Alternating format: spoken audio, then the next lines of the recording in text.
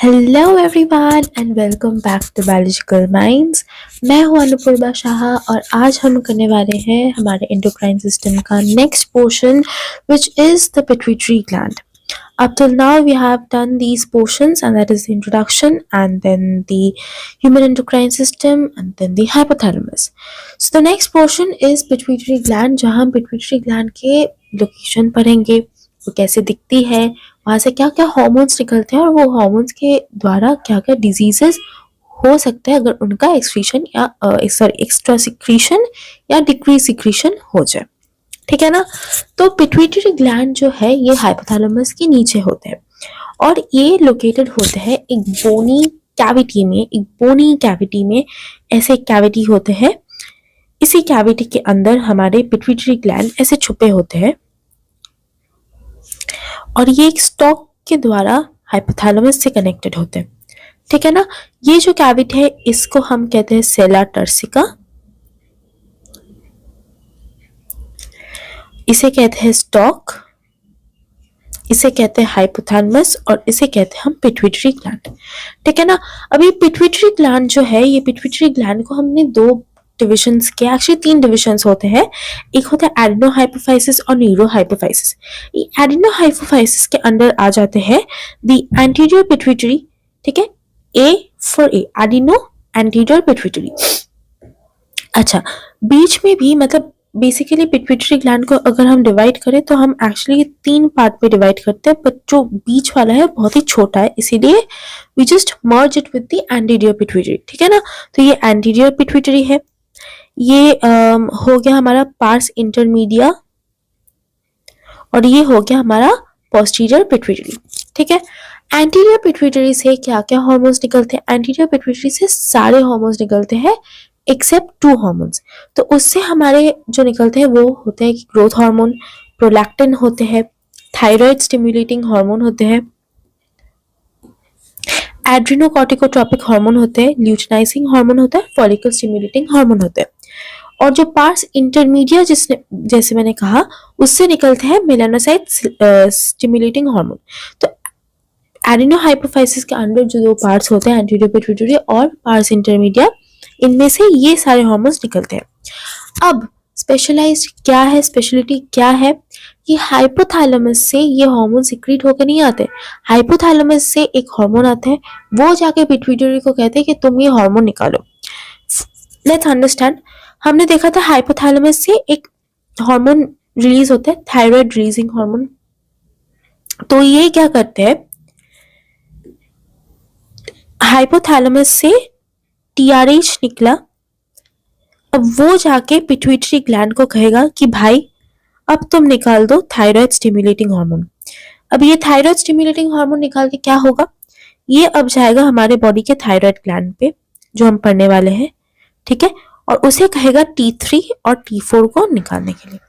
ऐसे होते हैं पूरा फ्लो चार्ट. सिमिलरली अगर हम कहें ये ग्रोथ हार्मोन रिलीजिंग हार्मोन, ठीक है ना, तो इधर ग्रोथ हार्मोन है. ठीक है.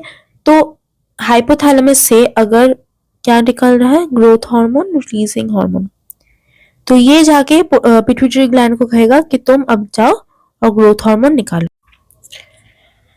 अब इधर से एक हार्मोन निकालता है, वो है प्रोलैक्टिन इनहिबिटिंग हार्मोन. तो ये अगर निकला, ठीक है ना, लेट्स से हाइपोथैलेमस से PIH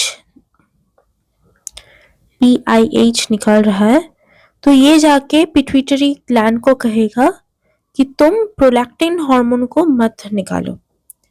ठीक है. तो ऐसे होते हैं, ये जो PRL है इसे कट कर देंगे. ठीक है ना. तो ऐसे होते हैं हमारे पूरे फ्लो चार्ट. ठीक है. How the anterior pituitary and hypothalamus work together to release hormones. तो क्या होता है कि हाइपोथैलेमस से एक हार्मोन आ रहा है, वो होते हैं इधर सिक्रीटिंग हार्मोन या इनहिबिटिंग हार्मोन. वो जाकर पिट्यूटरी ग्लैंड को कहते हैं कि तुम अब ये हार्मोन बना के सिक्रीट करो. ये होते हैं एंटीरियर पिट्यूटरी का काम. बट पोस्टीरियर पिट्यूटरी का काम थोड़ा अलग है. उनमें से निकलते हैं सिर्फ दो हार्मोन. एक होते हैं हमारे वैसोप्रेसिन और दूसरे होते हैं ऑक्सीटोसिन. तो अगर एक्सक्रीटरी सिस्टम कर ली हो तो वैसोप्रेसिन क्या होते हैं, ये हमारे बॉडी में जो यूरिन कॉन्सेंट्रेशन है उसे मेंटेन करते हैं. ठीक है ना, रास में हेल्प होते हैं. और ऑक्सीटोसिन क्या होता है, वो हमारे फीमेल्स में जब डिलीवरी होते हैं बच्चे के, तो तब यूटेराइन कॉन्ट्रैक्शंस करवाता है ये ऑक्सीटोसिन, ठीक है ना। अब ये तो हार्मोन का स्पेशलिटी क्या है, ये लोग निकलते हैं हमारे पोस्टीरियर पिट्यूटरी से। बात यह है एंटीरियर पिट्यूटरी से पोस्टीरियर पिट्यूटरी कैसे अलग हो जाते कि पोस्टीरियर पिट्यूटरी में हार्मोन्स फॉर्म नहीं होते, ठीक है ना। वो जो हार्मोन्स पोस्टीरियर पिट्यूटरी निकाल रहा है वो पोस्टीरियर पिट्यूटरी में नहीं बन रहा है, वो हाइपोथैलेमस में ही डायरेक्टली बन रहा है।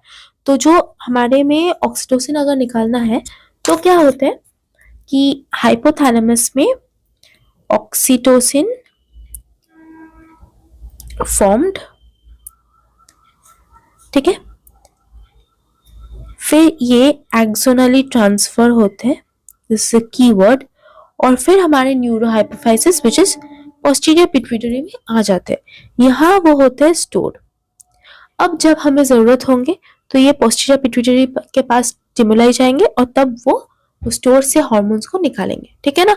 तो एंटीरियर पिट्यूटरी में anterior pituitary is the kitchen itself, but for posterior pituitary the kitchen is hypothalamus, ठीक है।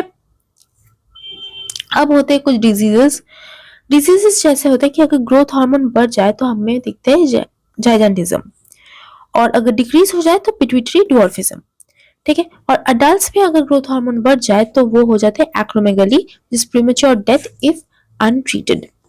Prolactin regulate the memory gland and form milk. TSH, synthesis and secretion of thyroid hormone from thyroid gland. ACTH stimulates synthesis and secretion of glucocorticoids from the adrenal cortex. तो जब हम हर एक organ को पढ़ेंगे इस endocrine chapter में तो ये सारे हार्मोन्स की भी रोल हम देख लेंगे, ठीक है। LH और FSH ये दोनों मिल के गोनाडल एक्टिविटी को रेगुलेट करते हैं, हम फीमेल्स में जैसे मेंस्ट्रुअल साइकिल को रेगुलेट करते हैं। अच्छा, LH these are released from the Leydig cells of and they release androgens. FSH जो है वो spermatogenesis में help कर रहे हैं। अच्छा, LH also helps in ovulation, thus formation of corpus luteum in females. FSH जो होते हैं वो growth and development of ovarian follicles करते हैं females में, ठीक है। You have to directly learn these, इसमें याद करने की कुछ है नहीं। LH जो होते हैं ये Leydig cells से है, तो Leydig cells और L में एक सिमिलरिटी है, ऐसे मैं याद रखती थी, एंड्रोजेंस फॉर्म करे। FSH जो है S है इसमें, तो ये स्पर्मेटोजेनेसिस में हेल्प करे। LH ओव्यूलेशन पे हेल्प कर रहे हैं और कॉर्पस ल्यूटियम पे फॉर्मेशन कर रहे हैं, और FSH जो है ये फॉलिकल्स, तो ओवेरियन फॉलिकल्स के साथ रिलेटेड होंगे, ऐसे ही याद रख सकते हो, ठीक है। अच्छा, मेलानोसाइट सिक्रीटिंग हार्मोन जो है ये पिगमेंटेशन में करते हैं, मेलानोसाइट जो है हमारे स्किन के कलर को डिटरमाइन करते हैं। ऑक्सीटोसिन जो है smooth muscle for contraction of female child birth, और vasopressin stimulate reabsorption of water and electrolytes, ठीक है। तो vasopressin they act on kidneys, अगर उसका कुछ डिसऑर्डर हो तो डायबिटीज इंसिपिडस हो सकता है, डायबिटीज इंसिपिडस में वैसोप्रेसिन का रेगुलेशन में प्रॉब्लम होता है, ओके। तो ये हो गया ये वाला पूरा पोर्शन, एक बार जल्दी से रीडिंग दे देते हैं। Oversecretion of growth hormone stimulate abnormal growth of the body leading to gigantism, and low secretion stunted growth resulting in pituitary dwarfism. Excess secretion of growth hormone in adults, especially in middle age, can result in severe disfigurement, especially in the face, leading to acromegaly, which may lead to serious complications and premature death. Disease is hard to diagnose in the early stage and often goes undetected for many years until changes in the external features become noticeable. Prolactin regulates the growth and of the mammary glands and formation of milk. लिखा हुआ है। TSH, they stimulate secretion of thyroid hormones. ACTH, synthesis and secretion of steroid hormones called glucocorticoids from adrenal cortex. LH and FSH stimulate gonadal activity and hence are called gonadotropins. In males functions हो गए, FSH का function हमने बोल दिए, females में LH क्या करते हैं हमने बता दिया, मेंटेन्स कॉर्पस ल्यूटियम, और जो FSH है वो growth and development of the ovarian follicles करवाते हैं। MSH are on the melanocyte and regulate pigmentation of the skin. Oxytocin acts on the smooth muscle of the body and stimulate the contraction. Females, it stimulates a vigorous contraction of uterus at the time of childbirth, ठीक है। तो जब child birth होता है तो ये oxytocin hormone बहुत help करते हैं। and milk ejection from the mammary gland. Vasopressin acts mainly at the kidney and stimulates reabsorption of water and electrolytes by the distal tubules and thereby reduces loss of water through urine. Hence, it is also called the antidiuretic hormone. हमने पढ़ लिया excretory chapter में. An impairment affecting synthesis or release of ADH results in a diminished ability of the kidney to conserve water, leading to water loss and dehydration. This condition is known as diabetes insipidus. क्या होता है कि जो anti diuretic hormone है इनका काम क्या था, ये करते हैं हमारे वाटर इलेक्ट्रोलाइट्स को रीअब्सॉर्ब कर लेते हैं, ठीक है ना. तो ये बेसिकली हमारे किडनी में वाटर स्टोरेज का मतलब किडनी ना बॉडी का वाटर स्टोरेज को मेंटेन करते हैं इन टाइम्स ऑफ इमरजेंसी. तो अगर सोचो किसी का डायबिटीज इंसिपिडस है तो ये वैसोप्रेसिन काम करना बंद कर देते, तो इसीलिए वो इंसान जो है जिसको डायबिटीज है वो बहुत जल्दी से डिहाइड्रेटेड हो जाता है, ठीक है ना. तो ये हो गया जो हमारे पिट्यूटरी ग्लैंड का पोर्शन है. So for now you have to read this portion, अच्छे से पढ़ो, सारे क्वेश्चंस जो यहाँ से है वो देख लो. जो क्वेश्चंस है डाउट में पूछ सकते हो टेलीग्राम में, यूट्यूब में, इंस्टा में, कहीं पे भी. Okay, that's all for today. Next we gonna meet. और पीनियल ग्लैंड जैसे कि छोटा है तो हम थायराइड ग्लैंड को पीनियल ग्लैंड के साथ क्लब करके पढ़ लेंगे और पैराथायराइड भी क्लब करके पढ़ लेंगे. 3 होगा तो थोड़ा सा बड़ा हो जाएगा, ठीक है ना. सी यू देन, बाय बाय.